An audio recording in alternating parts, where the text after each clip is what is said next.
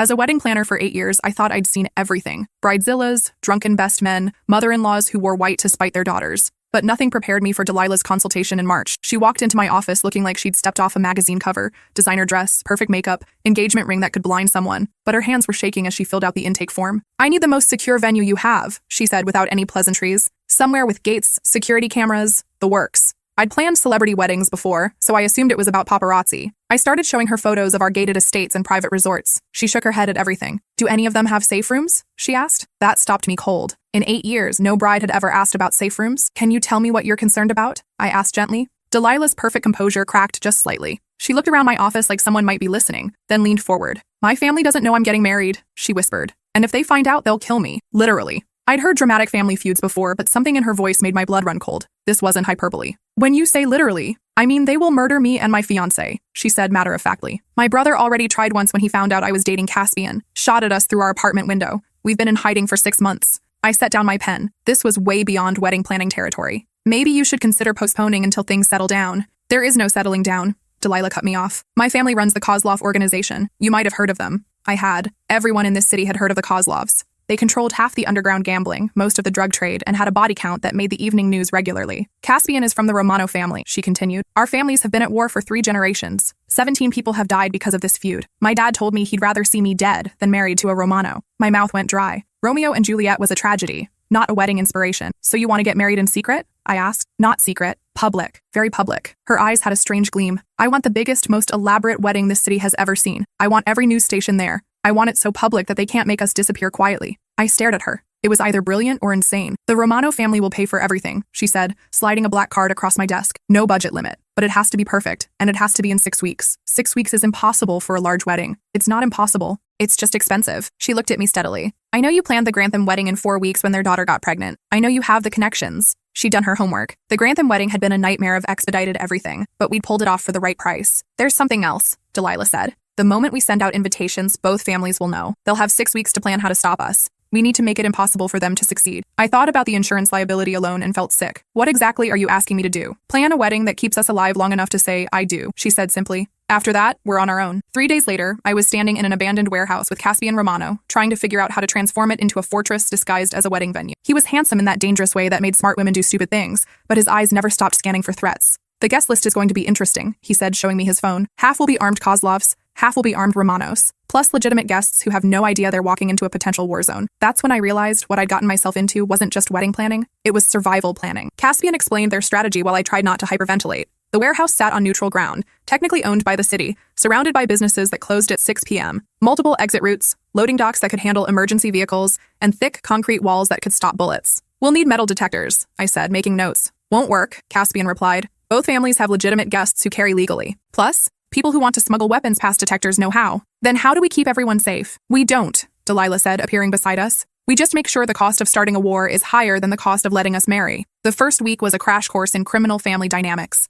Delilah explained how the feud started back in 1987, when her grandfather caught Caspian's grandfather skimming from their shared construction business. What should have been a civil lawsuit turned into 3 decades of bloodshed when harsh words led to a fistfight, which led to a stabbing, which led to a shooting, which led to entire families choosing sides. "My great-uncle Anatoly was the first to die," Delilah told me as we toured potential caterers. "Shot in the back while leaving church. Caspian's family claimed it was self-defense, but Anatoly was unarmed. That's when my family decided the Romanos couldn't be trusted. The revenge killing happened 6 months later. Caspian's cousin was found floating in the harbor with his throat cut. Both families blamed the other. The police couldn't prove anything, but the message was clear. This was now a blood feud. 17 people over 30 years, Caspian said during one of our planning meetings. 17 funerals, 17 families destroyed. And for what? A construction contract that went bankrupt anyway. Learning the family history was essential for understanding the seating chart complexities. Each death had created new enemies, new grievances, new reasons for violence. Delilah's cousin Marina couldn't sit near Caspian's uncle Roberto because Roberto had allegedly ordered the hit on Marina's brother. Caspian's aunt couldn't be in the same section as 3 different Kozlov women whose husbands had died in Romano-ordered attacks. "It's like planning a seating chart for 30 years of warfare," I told my assistant while we worked through the guest list. "Everyone hates everyone else for specific documented reasons." The vendor meetings became exercises in criminal psychology. Each potential supplier needed to be vetted not just for quality and reliability, but for family connections and criminal associations. The wrong florist could be a Kozlov cousin looking for revenge. The wrong caterer might have Romano connections and poison the food. My usual cake baker, Margaret, had worked with me for 5 years. But when I ran her background check, I discovered her ex-husband was a low-level associate in the Petrov organization. That connection alone disqualified her. I've never even met Viktor Petrov, she protested when I explained the situation. My ex-husband just ran numbers for them occasionally. Occasionally is enough, I replied. The Kozlovs would see any Petrov connection as a threat. Finding replacement vendors who were completely clean took weeks. Most bakeries, florists, and caterers in the city had some connection to one criminal organization or another, either as customers through family relationships or via protection payments. I finally located a wedding cake specialist 3 cities away who had 0 criminal connections. She charged double her normal rate plus hazard pay, but agreed to make the most elaborate 5-tier cake I'd ever commissioned. I've done celebrity weddings, she told me during our consultation, but I've never had to worry about the cake being used as cover for an assassination attempt. The dress shopping process revealed the depth of Delilah's isolation from her family. Traditional Russian weddings involve multiple generations of women helping select the gown, but Delilah's mother refused to participate. She told me I was dead to her the day I chose Caspian over family loyalty, Delilah explained as we browsed designer gowns. She won't even return my phone calls. Her grandmother, Babushka Yelena, became her only family support. At 87, she was the matriarch who'd emigrated from Russia in 1962 and watched her family build an empire through violence and fear. In old country, families fight over land, over politics, she told me in heavily accented English while Delilah tried on her 7th dress. Here, families fight over nothing. Pride, stupidity. Boys with guns think they are men. Babushka Yelena had lost 3 sons to the family business. One to rival gangs, one to police, one to prison where he died during a riot. She'd buried a husband who was shot outside a grocery store. She'd raised grandchildren who inherited hatred instead of love. Delilah is first to choose happiness over revenge, she said, touching the silk of the wedding dress. Maybe she breaks curse on this family. The Romano side had their own family drama. Caspian's parents hadn't spoken to him since learning about the engagement. His mother called me directly to plead for cancellation. You don't understand what you're facilitating, she said during a tearful phone call. This isn't Romeo and Juliet. This is suicide. My son will be dead within a year. Why don't you support him if you're that worried? I asked, because supporting him means betraying everything his father stands for. My husband has spent 40 years building respect through fear. If he appears weak by accepting this marriage, rivals will see it as opportunity to move against us. The complexity of criminal family politics made normal wedding drama seem refreshingly simple. Every decision had implications beyond personal preference. The color scheme couldn't favor one family over another. The menu needed to include both Russian and Italian dishes without suggesting preference. Even the music selection required diplomatic consideration. 3 weeks into planning, I discovered the full scope of what we were dealing with. Caspian provided me with detailed intelligence reports his family had compiled on the Kozlov organization. Similarly, Delilah shared her family's surveillance information on the Romanos. Reading those files was like studying military dossiers. Each family member had detailed profiles including criminal history, known associates, weapons preferences, and psychological assessments. Both families had been preparing for final confrontation for years. My uncle Dmitri has been buying explosives for 6 months, Delilah revealed during one planning session. He's convinced the Romanos are planning to bomb our legitimate businesses. My cousin Luka installed armor plating in his car and hired ex-military bodyguards, Caspian countered. He thinks the Kozlovs are planning coordinated assassinations. Both families were armed, paranoid, and convinced the other side was planning imminent attack. Our wedding was happening at the exact moment when 30 years of tension was reaching critical mass. The threat level escalated daily. Someone firebombed a Romano-owned restaurant, causing $200,000 in damage. The Kozlovs retaliated by vandalizing 3 Romano businesses in one night. Police increased patrols in neighborhoods controlled by both families. Maybe we should consider relocating the wedding, I suggested after the restaurant bombing. Las Vegas, perhaps, somewhere neutral. No, both Delilah and Caspian said simultaneously. Running away won't solve anything, Delilah explained. Our families will just follow us wherever we go. We need to face this here, now, publicly. Plus, Caspian added grimly, if we're going to die, at least we'll die in our hometown where people can witness what happened. Their acceptance of potential death was both inspiring and heartbreaking. Security planning became a military operation. Torres, our head of security, was a former Navy SEAL who'd done executive protection for foreign diplomats in war zones. Even he seemed nervous about this assignment. I've protected people in Baghdad and Kabul, he told me during one briefing. But at least there, I knew who the enemies were. Here, everyone's potentially dangerous. We developed protocols for every conceivable scenario. If shooting started during the ceremony, the wedding party would drop behind the altar while security engaged threats. If bombs were detected, evacuation would happen through predetermined routes. If law enforcement intervened, specific team members would handle media management. What if both families start shooting at each other? I asked. We hit the floor and pray, Torres replied. At that point, it becomes urban warfare. The FBI's involvement added another layer of complexity. Agent Morrison began attending our planning meetings,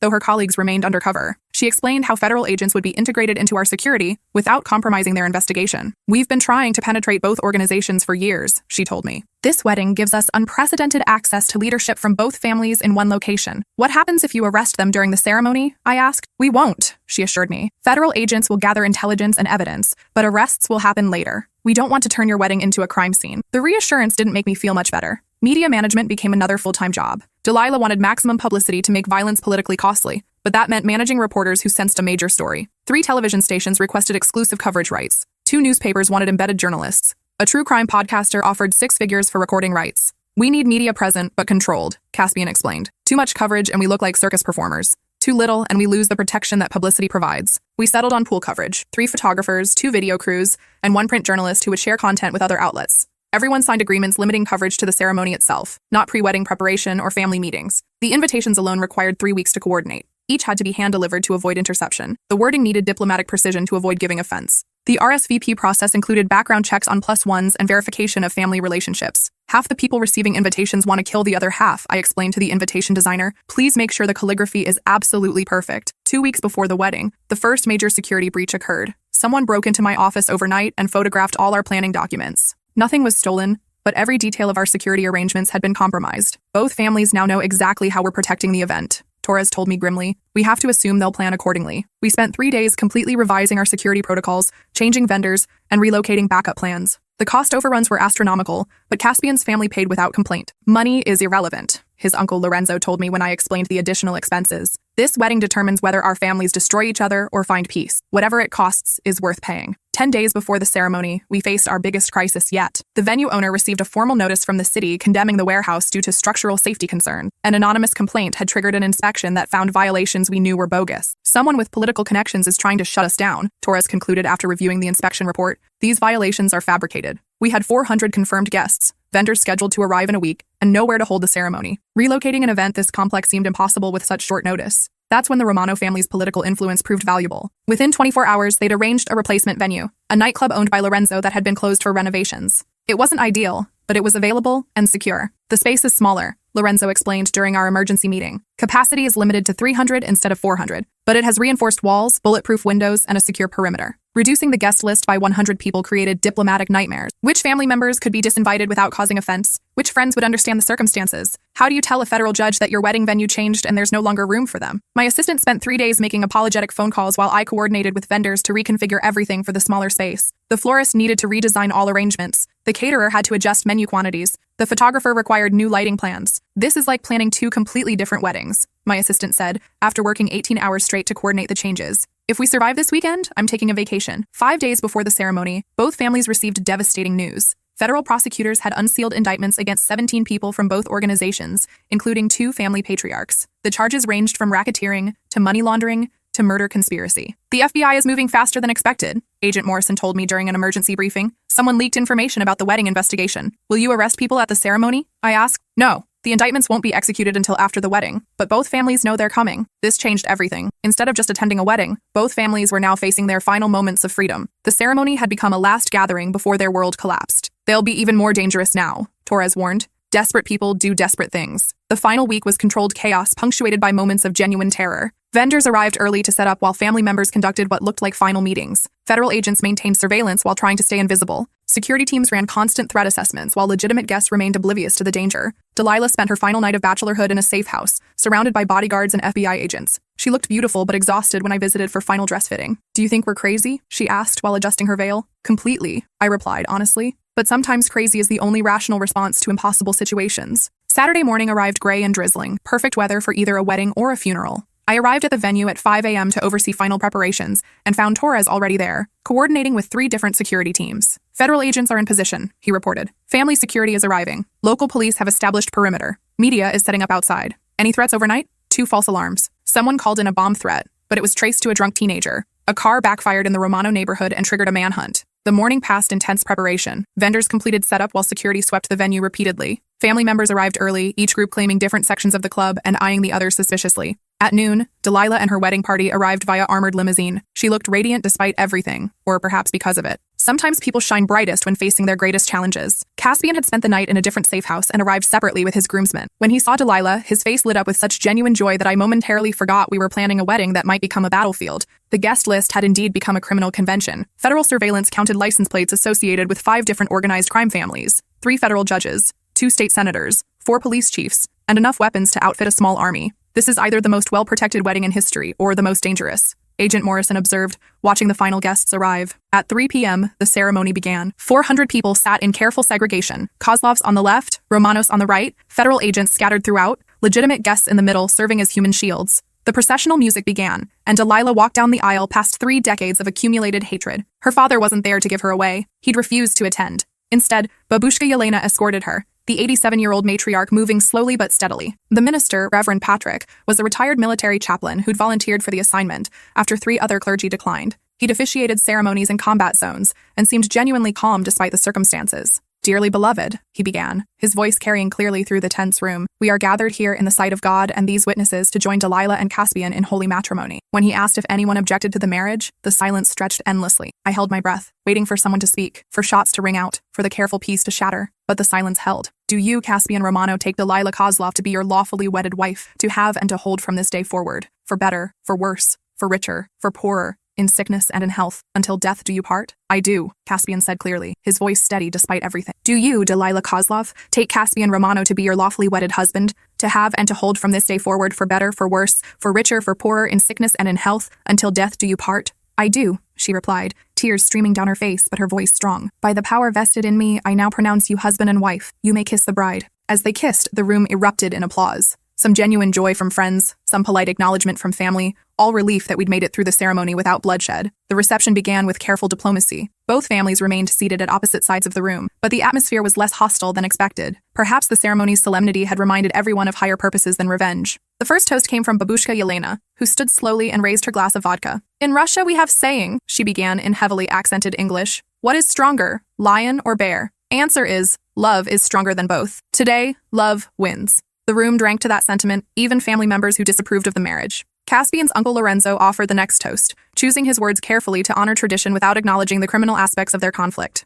"To family," he said simply, "may the next generation know more peace than the last." The real surprise came when Viktor Petrov stood to speak. As head of the third criminal family present, his words carried significant weight. "I have watched 2 families destroy themselves for 30 years over pride and old grudges," he said, looking directly at both patriarchs' representatives. "Tonight, 2 young people show us another way. Perhaps it is time for all of us to choose love over hatred." His toast seemed to shift the room's energy. Conversations began between family members who hadn't spoken civilly in years. Children from both families played together while their parents maintained careful but peaceful distance. The dinner service proceeded without incident, though I noticed security personnel remained alert throughout. Federal agents circulated with recording equipment while maintaining their catering disguises. The photographer captured moments that would later serve as evidence in federal trials. Around 9 p.m., as the evening wound toward its conclusion, the inevitable happened. Someone, we never determined who, made a comment that triggered an argument between 2 family members. Within seconds, both families were on their feet, shouting in multiple languages while reaching for concealed weapons. The lights went out immediately as Torres activated emergency protocols. Emergency lighting bathed the room in red illumination, while security moved to separate potential combatants.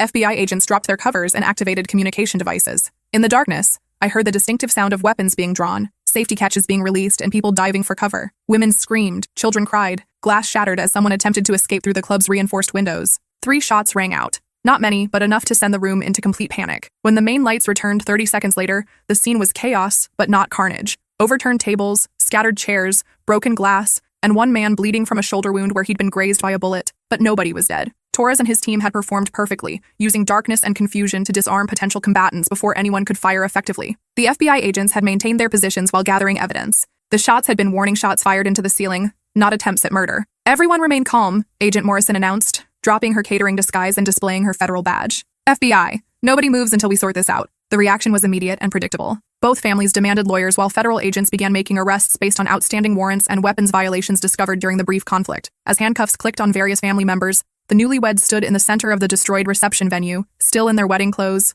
holding hands while their world transformed around them. "Did we really do it?" Delilah asked, surveying the wreckage. "We're alive and married," Caspian replied. "That's what matters." The aftermath extended far beyond that chaotic evening. FBI raids conducted over the following weeks dismantled both criminal organizations completely. Asset forfeiture seized properties worth millions. Criminal prosecutions resulted in 47 federal convictions and prison sentences totaling more than 300 years. But the violence ended permanently. Without leadership and infrastructure, remaining family members lacked the resources to continue their feud. Younger relatives used the opportunity to pursue legitimate careers. Older members were too busy with legal defense to plan revenge. The Petrov organization, having remained neutral during the wedding confrontation, actually benefited from their rivals' destruction. Viktor Petrov consolidated control over territories previously contested between the Kozlovs and Romanos, though federal pressure eventually forced him to legitimize his operations as well. Delilah and Caspian spent 6 months in federal protective custody while testifying against family members who'd attempted to involve them in criminal activities. Their testimony was crucial in securing convictions against several high-ranking family members. When they were finally released from protection, they relocated to a small town in Oregon, where they opened an Italian-Russian fusion restaurant. The irony wasn't lost on anyone. Their marriage had literally ended a war and led to legitimate business collaboration between their cultures. The restaurant became moderately famous after food critics discovered the unusual story behind its creation. Travel magazines wrote articles about the peace cuisine served by former crime family members. The Food Network produced a documentary about cooking traditions that survived family violence, but mostly they just lived quietly and happily. My role in the FBI investigation remained classified for 2 years, until Agent Morrison received permission to discuss the operation publicly. By then, I'd become known in law enforcement circles as the wedding planner who'd helped bring down organized crime. The reputation was both blessing and curse. Celebrity clients appreciated my ability to handle complex security situations and maintain discretion. But I also attracted attention from criminal organizations who viewed me as a potential threat. I hired permanent security and moved my office to a building with better protection. My assistant quit after receiving death threats and now works for an accounting firm in another state. I don't blame her. She never signed up for federal investigations and criminal prosecutions. But business flourished in unexpected ways. Wealthy families with complex dynamics sought my services specifically because I'd proven capable of managing extreme situations. Politicians wanted someone who understood security protocols. Celebrities appreciated my experience with media management under pressure. 3 years later, I received a card announcing the birth of Delilah and Caspian's first child, a daughter they named Hope. The symbolism was obvious, but meaningful. She'll grow up in a world without family feuds, Delilah had written. That's the best wedding gift we could have given her. The card included a photo of their restaurant's opening day, showing both sets of grandparents, those not in federal prison, helping serve customers. Former enemies working together to build something positive for their grandchild's future. 5 years after the wedding, I received another update. Caspian had been elected to the city council in their small Oregon town. Delilah was teaching art therapy to at-risk youth. Their daughter was learning to speak 3 languages, English, Russian, and Italian, from grandparents who'd once tried to kill each other. The transformation seemed miraculous until I considered what had actually happened. 2 young people had chosen love over inherited hatred. They'd risked everything to break cycles of violence that had consumed their families for decades. And they'd succeeded not through more violence, but through the radical act of public commitment to peace. Other criminal families took notice. The wedding became legend in organized crime circles, not as cautionary tale, but as proof that different choices were possible. Several other family feuds ended through negotiated settlements rather than bloodshed. Law enforcement agencies began studying our wedding as a model for using public events to gather intelligence on criminal organizations. Agent Morrison developed training protocols based on the operation's success. The key was creating a situation where subjects felt safe enough to attend, but exposed enough to be monitored, she explained during a law enforcement conference. The wedding provided perfect cover for comprehensive surveillance. But for me, the most important outcome was simpler. 2 people who loved each other, got married, and lived happily ever after, despite everything trying to keep them apart. 7 years later, I still keep those postcards from Delilah and Caspian framed in my office. When brides complain about minor family drama or stress over centerpiece colors, I point to those pictures and tell abbreviated versions of the story. Every wedding faces obstacles, I explain. The question is whether you love each other enough to overcome them. Most couples find their problems more manageable after hearing about planning a ceremony under FBI surveillance while crime families pointed guns at each other. But the deeper lesson is about the power of love to transform hatred. Delilah and Caspian didn't just get married, they ended a war. Their wedding became the catalyst for their families to choose peace over violence, cooperation over conflict. Sometimes I wonder if I peaked too early in my career. How do you follow up planning an event that brought down 3 criminal organizations and ended a multi-generational blood feud? Then I remember that every wedding, at its core, represents the same fundamental choice. 2 people deciding that love is stronger than whatever forces try to keep them apart, whether those forces are disapproving parents, financial problems, cultural differences, or armed crime families. The obstacles change, but the choice remains constant. Love or fear, peace or conflict, hope or despair. Delilah and Caspian chose love, and it changed everything. That's what real weddings are about. Not perfect flowers or flawless photographs, but imperfect people making perfect promises to face the future together. And sometimes, if you're very lucky and very brave, those promises become powerful enough to change the world. 10 years later, I received one final update from Oregon. Delilah and Caspian now owned 3 restaurants and employed several dozen people from both sides of their families. Their daughter Hope was thriving in school and planning to study international relations, inspired by her parents' example of resolving conflicts through communication rather than violence. Most remarkably, the annual family reunion now included members from both the former Kozlov and Romano organizations, along with their children and grandchildren. What had once been sworn enemies were now extended family, united by shared commitment to their children's peaceful future. The last line of Delilah's letter stayed with me. Some people inherit hatred. Others choose to inherit hope. That choice, between inheriting hatred or choosing hope, defines not just successful marriages, but successful lives. I've planned hundreds of weddings since then, each with their own challenges and complexities. But none has matched the stakes or impact of that April ceremony when 2 young people chose love over war and changed the course of multiple families forever. Sometimes love really can conquer all. You just have to be brave enough to let it try.